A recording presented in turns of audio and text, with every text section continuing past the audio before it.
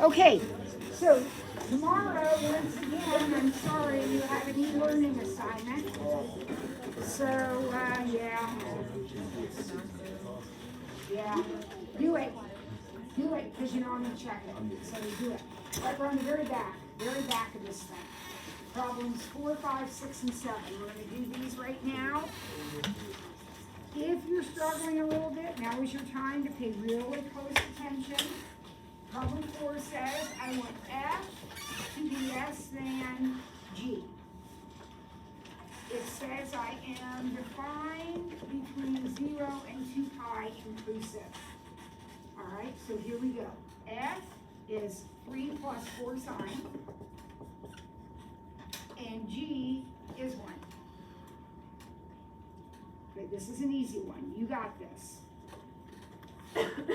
Your variable is sine x. We're going to get it by itself, just like we do. So what are we going to do? How are we going to start? Subtract 3. So 4 sine is less than negative 2.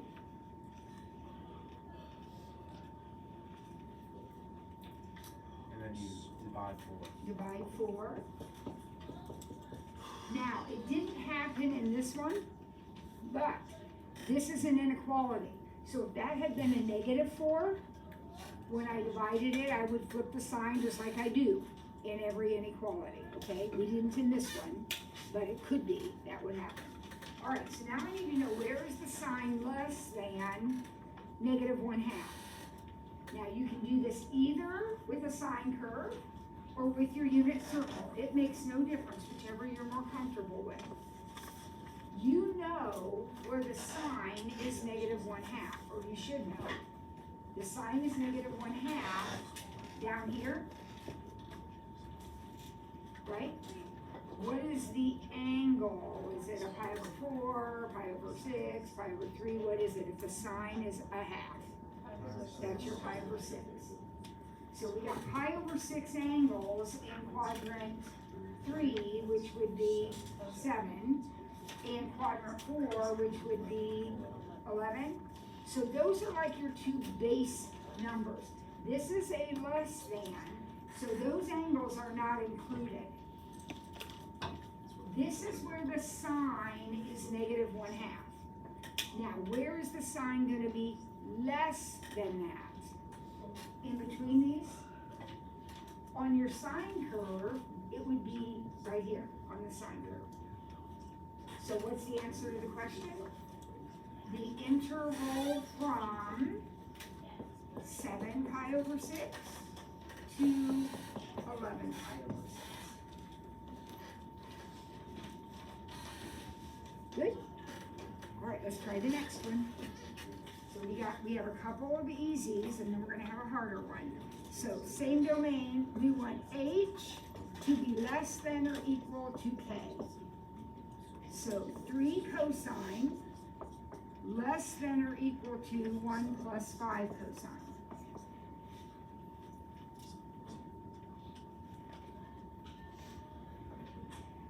All right, so what are we going to do first? Remember, your variable is cosine x.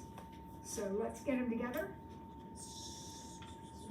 Maybe subtract 5 cosine, so negative 2 cosine less than or equal to 1. Oh, here we have it. Now we will divide. So we have cosine greater than or equal to negative 1/2.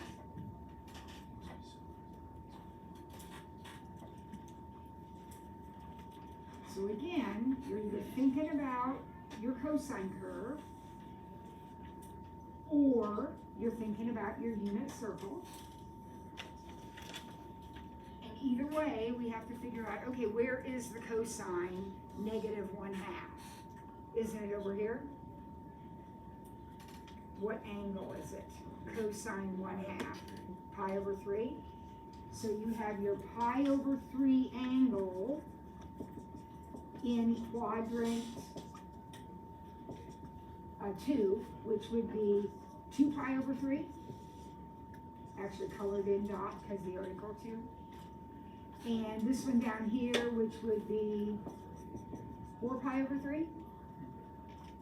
So if I do it on my curve, I have 2 pi over 3 and 4 pi over 3, and there are my solid dots. Just like on the unit circle, doesn't make any difference. Now we need the cosine to be bigger than that. So on your unit circle, cosine is x. So this is where x is negative 1/2. If I want to be bigger than negative 1/2, don't I need to be all this? Or here, I need to be all of this and all of this. Now, when you look at it on the unit circle, it's a little bit confusing. You have to separate it because this is your domain. So, what are we going to say? 0 to 2 pi over 3 in union with 4 pi over 3 to 2 pi. Absolutely magnificent. That is the answer to the question. Okay? All right, now we're going to look at one that's a little bit more challenging because it's quadratic. And he's made it easy on you because it's already factored. So the domain's the same. And it's been factored into this. Oh, wow, this is a weird one.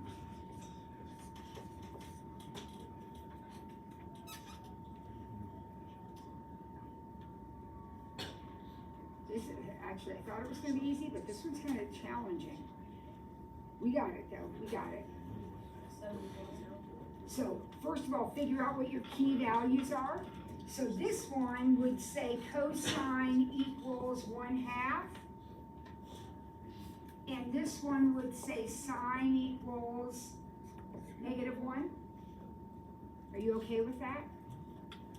Okay. So let's figure out what those numbers are. Where does the cosine equal 1/2? I'm going to do this in 2 different colors. Where does the cosine equal 1/2? Pi over 3. Open. And 5 pi over 3. Where does the sine equal -1?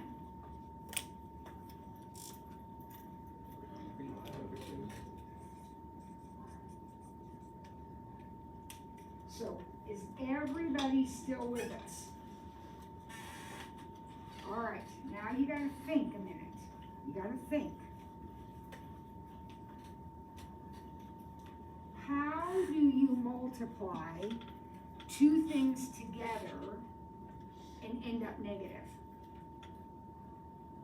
How does that happen? One of them has to be positive and one of them has to be negative. So in other words, cosine has to be bigger than 1/2 and sine has to be less than -1,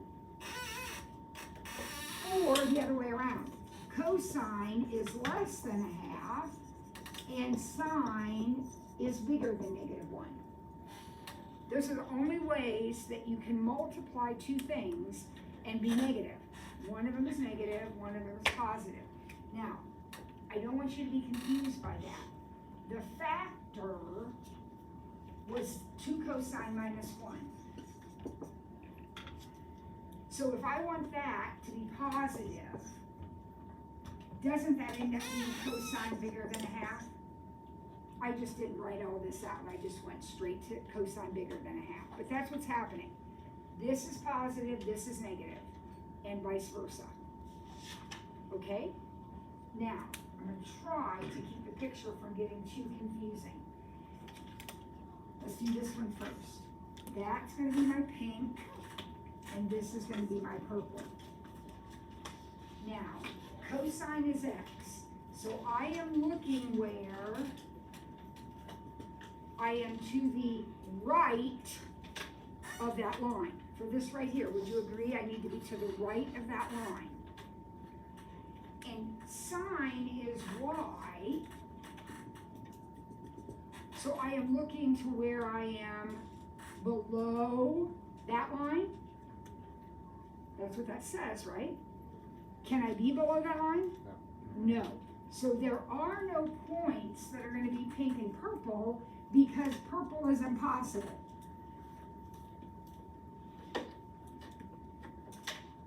Okay? Now, the next one's going to say, this is pink. The next one's going to say, I have to be to the left of my pink line, and I have to be above my purple line. Well, are there angles? Are there parts of the circle that are left of pink and above purple? Yeah, let's color it in. Wouldn't it be all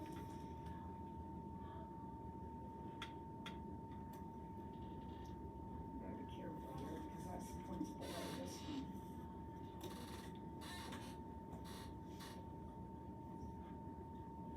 Okay, so I'm to the left of this line and below or above the purple. So would everybody agree that it's this right here? How do I describe that then? What is my answer going to be? The answer to my question. Everything from pi over 3 to 3 pi over 2.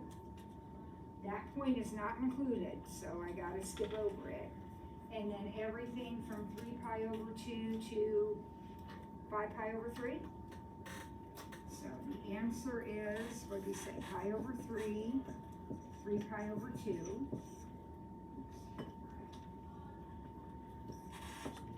And then 3 pi over 2 to 5 pi over 3.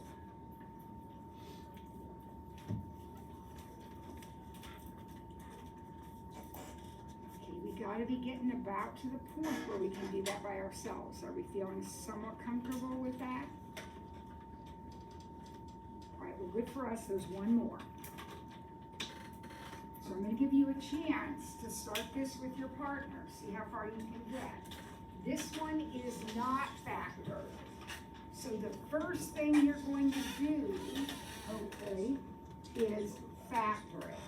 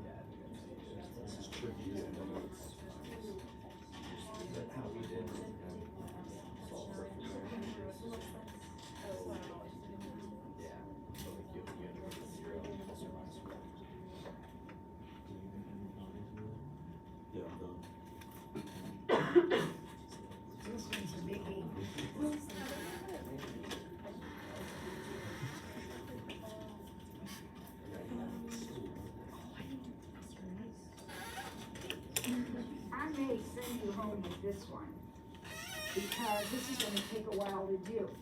Did you factor it? Yeah. Okay, so how many factors did you get? 3. Well, you get 3 cosine values, right? And since it's a cubic, you can still do a cubic, but it's not as easy as saying, okay, it has to be positive, positive, negative, negative, positive. Now you have 3 factors to worry about. So if you want your product to be positive, and I had cosine plus root 2 over 2, and cosine minus root 2 over 2. If I look at the factors, that's what they would be. And I want it to be positive. Well, how can that happen? How can that be positive? It can be positive if they're all positive. Or what else? 2 negatives and a positive. So this one, instead of having to just look at 2 cases, you actually have to consider 4 possibilities.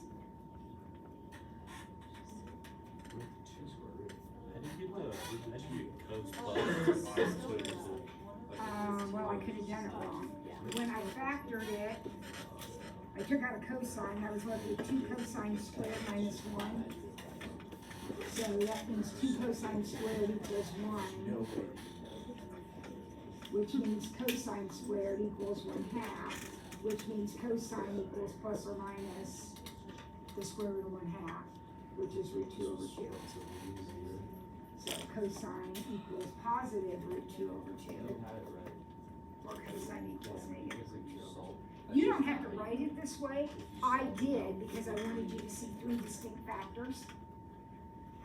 So these would be the zeros. If you were just solving this, you would say 0 and then plus or minus root 2 as cosine values, and then you would find the angles that go with that. So the angles that you're looking at for this one, the angles are what? Pi over 2 and 3 pi over 2? What are they for this one? Pi over 4, 3 pi over 4, 5 pi over 4, and 7 pi over 4. So if you're doing this on a unit circle, you've got 6 dots. If you're doing it, and if you're doing it on a cosine curve, you have 6 dots. There's 6 angles. Okay? All right? So we don't have time to spend on working this out. But do you understand what you would need to do to work it out? You need to consider all 6 of these points, and then you kind of have to think about it as kind of like a sign chart. Where in those intervals do you have everything positive? Where in those intervals do you have this situation, that situation? This one's kind of easy, because if cosine's positive, you will be looking at the right side of the circle. And if it's negative, you'll be looking at the left side of the circle. So that does simplify it a little bit. Then you just work all that out. So go ahead, if you want to spend some time on that and bring me a solution next time we're together. See, I want to give you extra credit for it, but not if you're going to photomath it. Work it out on your own and bring it to me, okay? Work it out on your own. It's not going to be enough points to be worth cheating, so don't cheat. Just bring it to me, work it out on your own. All right, that homework, by the way, is going to be due on Thursday, so get that done. All right, now we're moving on. We have to move on. Gonna do a little bit of work in 311.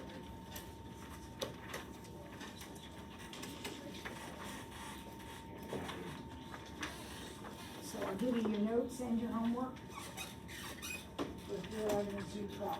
After 312, we'll be having a big quiz.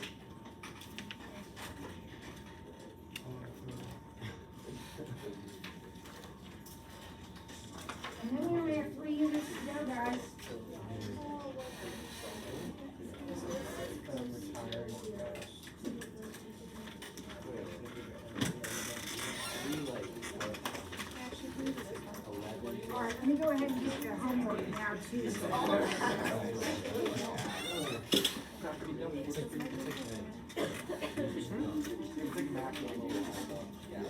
Did you hear me say we only have 3 units after we finish this packet? 3 lessons.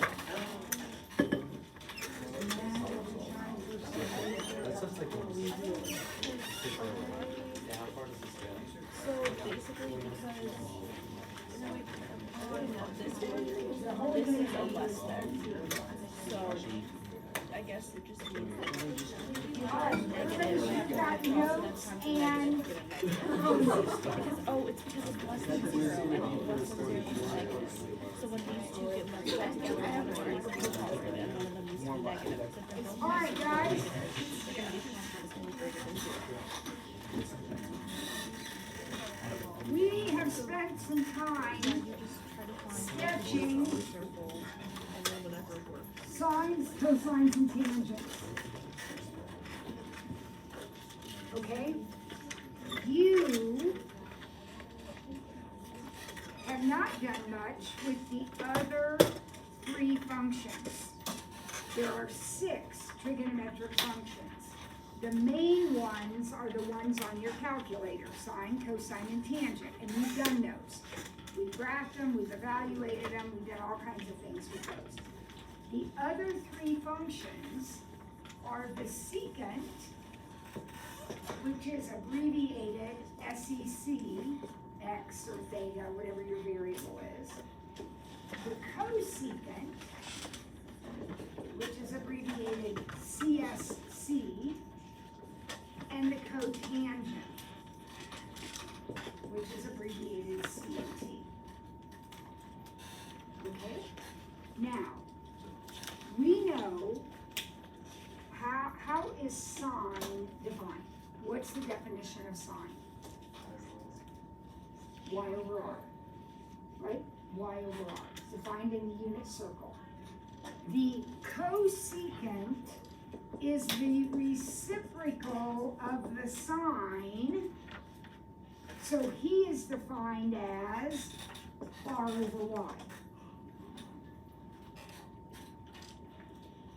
Because the sine is always 1 or less, agreed, between -1 and 1, what can you tell me about the cosecant? The reciprocal then will always be either bigger than 1 or less than -1. So let's start with the cosecant. I am going to sketch my sine curve. Okay, here is my sine curve. You should be able to do this in your sleep. There it is. There's one period of the sine. At these 3 points, 0, pi, and 2 pi, the value of the sine is 0. What happens when you try to take the reciprocal of 0?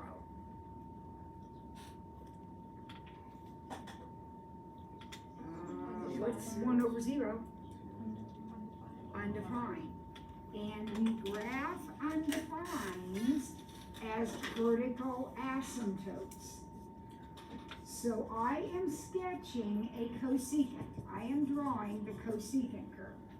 I started with a sine because the cosecant is the reciprocal of the sine.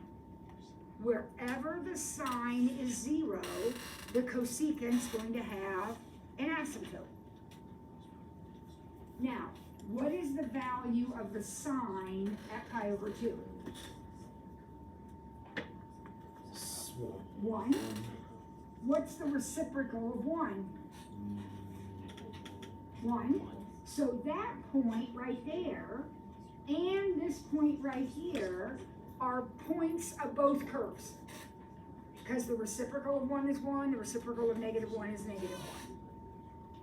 But what happens to all of these points when I take their reciprocal? Like this one right here is 1/2. 2. That's going to become 2. That's going to be up here. Yeah. and this one's gonna be up here, and that one right there, which is 1/10, is gonna be way up here. So your cosecant is a bunch of parabola-looking things that are the hills and valleys of the sine curve turned upside down. That purple thing, I'll get this out of there. That purple thing is a picture of your cosecant. What is the period of a cosecant? Same as a sine, so 2 pi. Does a cosecant have amplitude? No, because amplitude is how high you go from the midline. And guess what? That goes on forever and ever, so it has no amplitude. Okay. All right, so there's your cosecant. Now, I wonder about the secant. Well, the secant is the reciprocal of the cosine.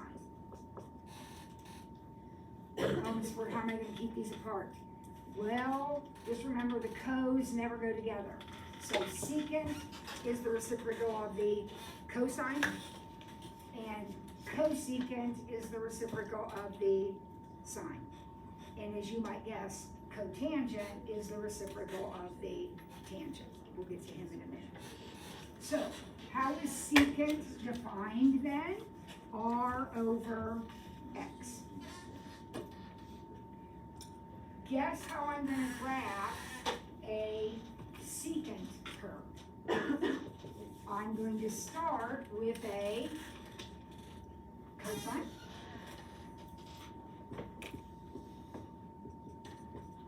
You don't have to do this, but I think it's easiest to do it this way. What does a cosine look like? Well, it looks like this.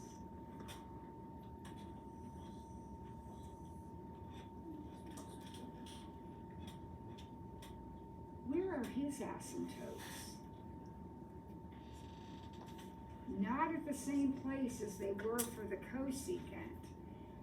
Where are the asymptotes of the secant going to be? Wherever the cosine is 0.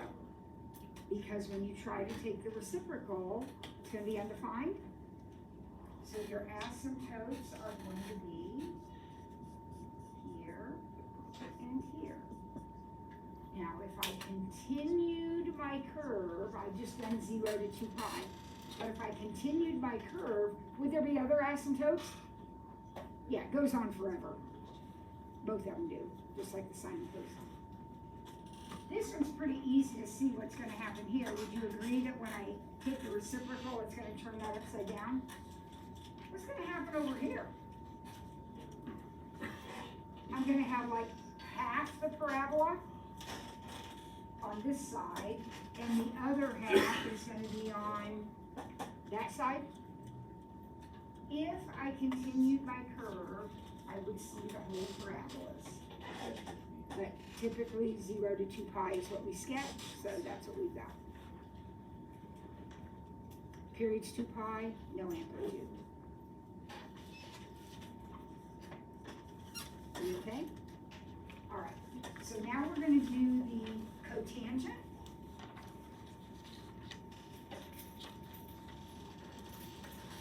Which, I just erased it. The cotangent is the reciprocal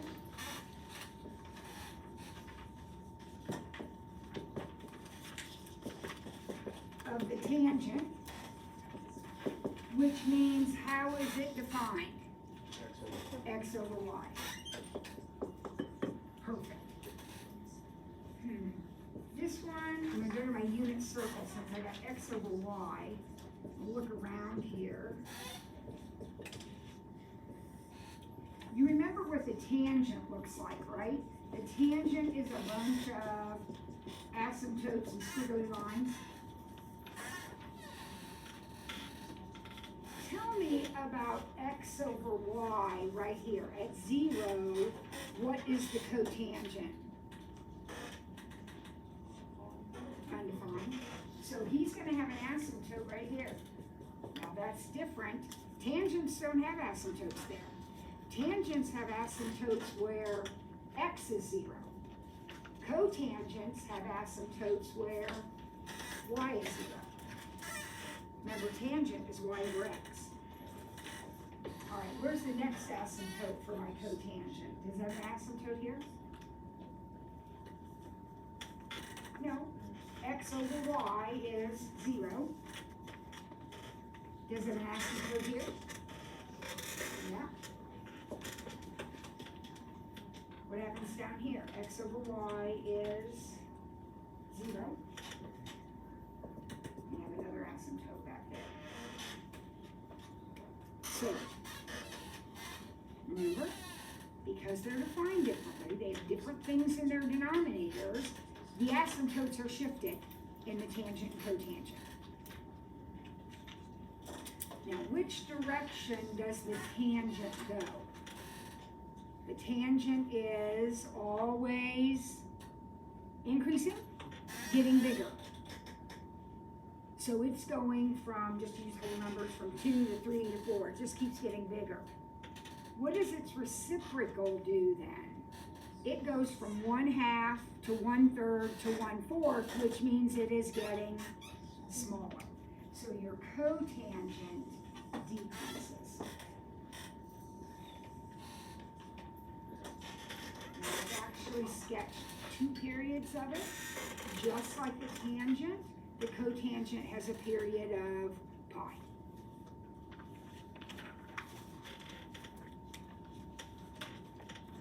Okay, right now we're going to do some problems. Everybody got the curves down? Okay, all right. So now we're going to do some problems. Suppose I said to you, find the cosecant of 5 pi over 4.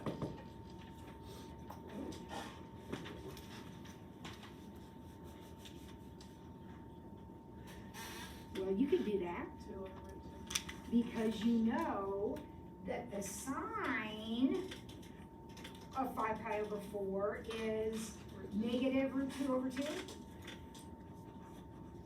And the cosecant will be the reciprocal of that. So negative 2 over root 2. Now we need to simplify that. That simplifies. What does that simplify to? Just negative root 2. This is a time when it's easier to think of the sine as negative 1 over root 2. Because then when you flip it, you just get negative root 2. It doesn't make any difference. That's the answer. All right, let's try another one. How about cotangent 5 pi over 3?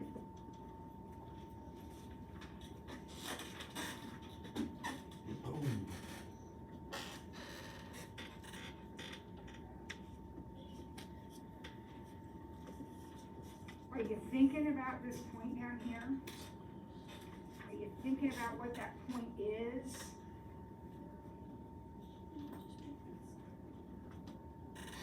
What is that point down there? It'd be positive, negative, that's for sure.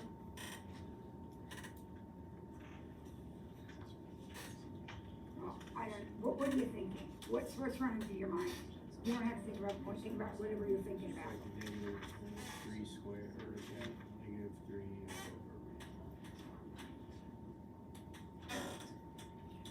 3 over 2 divided by, and that was the reciprocal. It'd be the reciprocal, exactly. So it would be, what's the other number? This one's negative root 3 over 2. Yeah, 1/2. So it would be 1/2 divided by negative root 3 over 2, which would be negative 1 over root 3. Did you follow Oscar's logic? You may have done it, different thought process, but that's the answer. Good work. All right, I'm gonna give you a couple to try on your own. Try, how about, let's do secant 3 pi over 2, cosecant over 6, and cotangent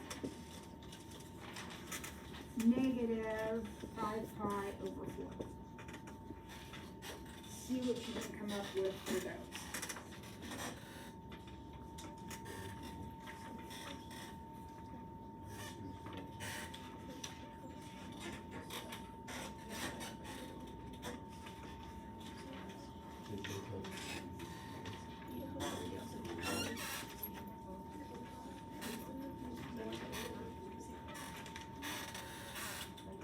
We're going to get back into the notes here in a minute, but you need to be able to do problems like this in order to do some of the ones that are coming.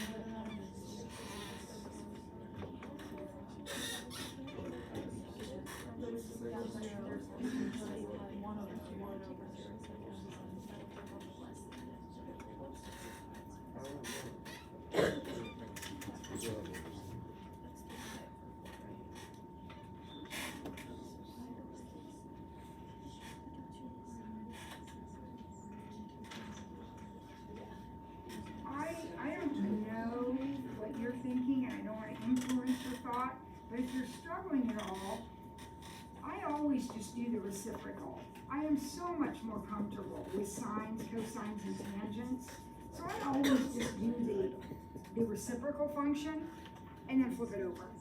That works for me. So what's the cosine of 3 pi over 2? What's the cosine? 0. What's the reciprocal of 0? Undefined. There is no secant of 3 pi over 2 because the cosine is 0 and 1 over 0 doesn't exist. What's the sine of pi over 6? 1/2, so the reciprocal would be 2. What's the tangent? Okay, watch it, it's negative 5 pi over 4, so that's actually going to put you up here, isn't it?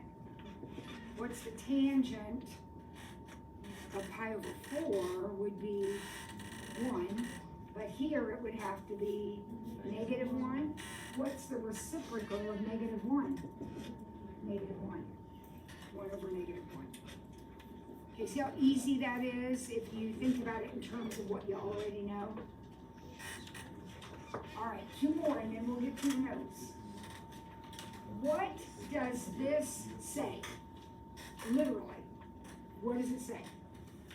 Find the angle whose secant is negative 2. Would you agree that that's the same as the angle whose cosine is negative 1/2? Okay.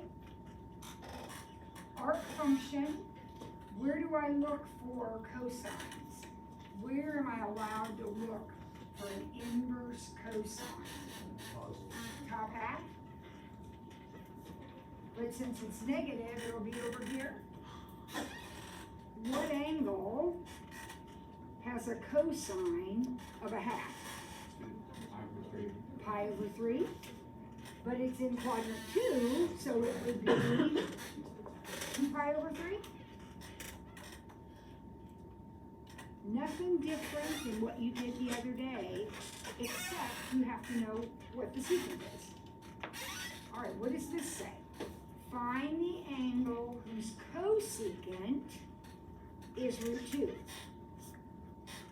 which is the same as the angle whose sine is 1 over root 2.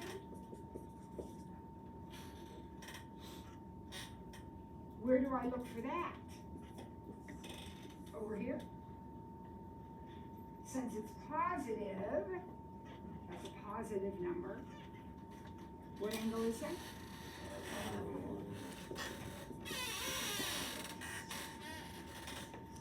Okay, we're gonna be solving some equations probably tomorrow, and you're gonna need to be able to manipulate that kind of stuff. But before that, we have some graph questions. So here we are, back in our 311 notes. And we're gonna do example 1, which says, consider the function f of x equals 3 secant 2x. Which of the following is a vertical asymptote?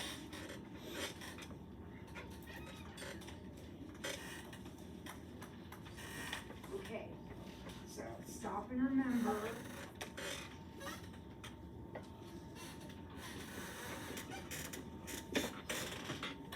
Here's my cosine, which I have memorized.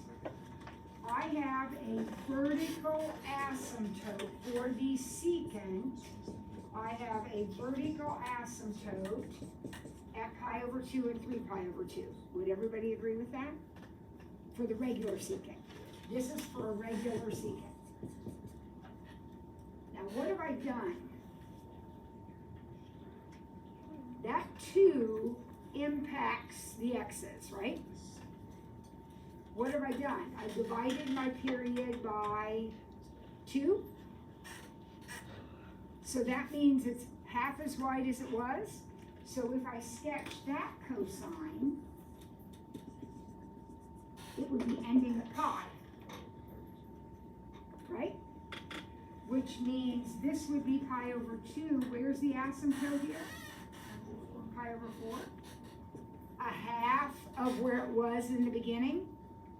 And where's this one? 3 pi over 4. What are my options? C. Pi over 4. Does that make sense to you? All right. See if you can figure out example 2. Now remember, if you're talking about asymptotes, where these are x coordinates. When you look at your equation, this and any phase shift, right, would be the only things that would impact that. So when you look at example 2, do you care about the 4? Nope. Do you care about the -2? Nope. The only thing you care about is the pi. What does that pi do? It divides your period. So just like for this one, the asymptotes got divided by 2. Everything x-wise got divided by 2. For number 2, everything x-wise is going to be divided by pi. So where are the asymptotes of a regular cosecant? At 0, these are the regular asymptotes. For a cosecant, 0, pi, and 2 pi. So they're being divided by pi. So where are they going to be? 0 divided by pi, pi divided by pi, and 2 pi divided by pi? Which of those works? D, 1. There's an asymptote at 1. Now, example 3 talks about range. So what are we looking at there? For asymptotes, we were concerned with the x's. But if we want range, we have to talk about y's. So what impacts the y's? The A number and the D number, right? So look at what you've got. What is the range of a normal cosecant? A normal cosecant has a range of 1 to infinity and negative infinity to negative 1. What have we done in example 3? Multiplied by 3. So that means these guys are going up to 3. So now what is your range going to be? 3 to infinity or negative infinity to negative 3.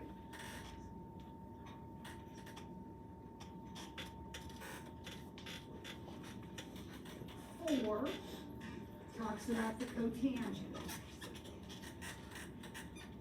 Look at your notes if you wrote this down. Where are the asymptotes of a regular cotangent? Just the standard old cotangent. He has asymptotes at 0 and pi. That is your cotangent. What have we done in this equation? We have divided our period, that is, everything happening horizontally, has been divided by 2 pi. So this one's still at 0. This one is at 1/2. Is that an option for me? Yep. B. Starting to get the hang of it? All right. Last problem, we're going to do example 5. We're going to solve an equation using a cosecant.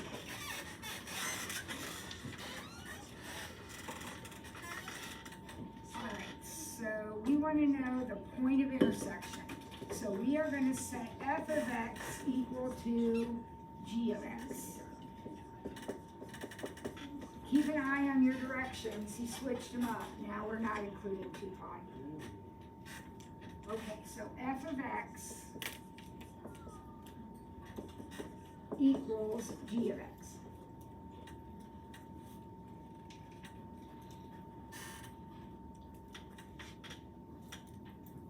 All right, so we're going to solve it. So what are we going to do first? Subtract the 3. And then divide by 2, or 4, get 2.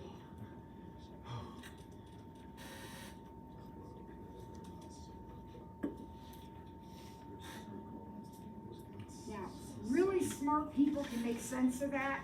I can't, so I switch it to sine equals 1/2. Don't these two say the same thing?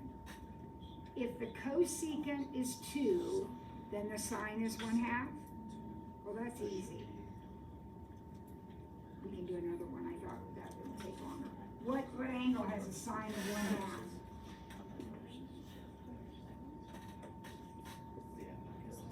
Here or here? Pi over 6 and 5 pi over 6. Everybody okay? All right, I promise, last one, number 6. Do number 6 on your own with your teammate, see what you come up with. I'll do it too, and if we match, we're done.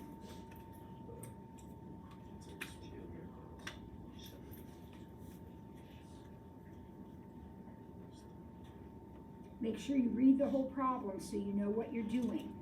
Sometimes you want less than, sometimes you want equal to.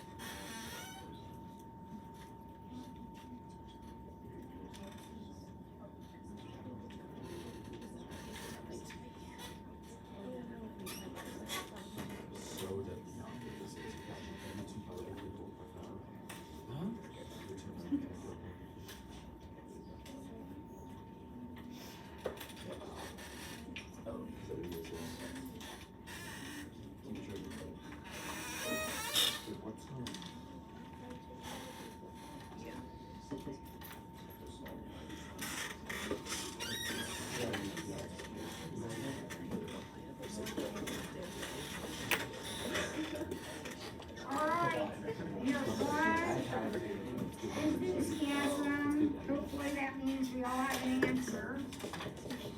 And hopefully it's right. Did you set your equation like that? Yeah. Subtract 3, And blah, blah. subtracted 3, multiplied by negative 2, or divided by negative 1/2, however you thought about it. So cosine is -1/2. That happens over here.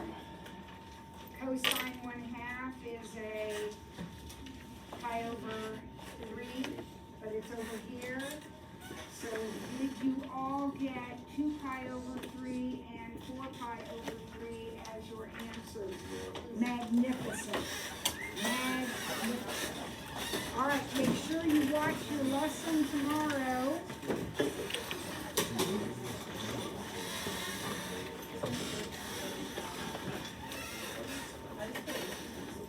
$310 is due on Thursday.